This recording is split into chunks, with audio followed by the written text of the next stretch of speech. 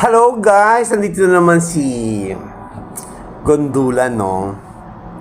Real talk lang ba?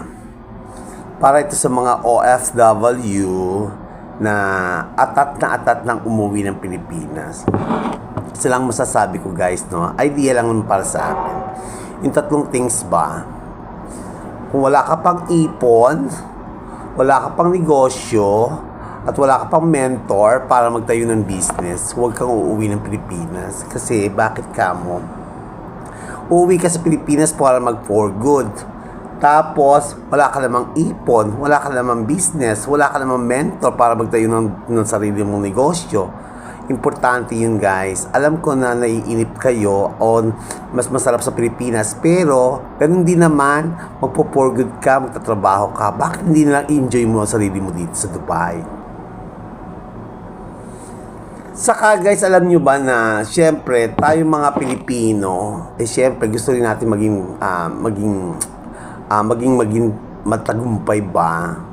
Pero kung magpo-for good ka, tapos wala pa naman yung tatlong things na sinasabi kong ipon, negosyo, at yung guidance mo para magnegosyo, wag na muna.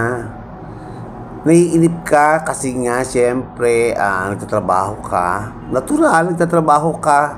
Kaya ka nga pumunta dito sa maging OFW kasi gusto mo makatulong. So anong gagawin? Ganun din naman guys. Hindi yung pagdating mo sa Pilipinas, pag nagnegosyo ka, boom ka na. No.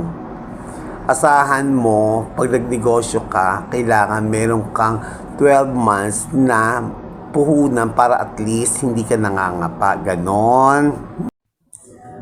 At saka isa pa, no, okay lang yon, magtrabaho dito tapos ipon tayo ng ipon.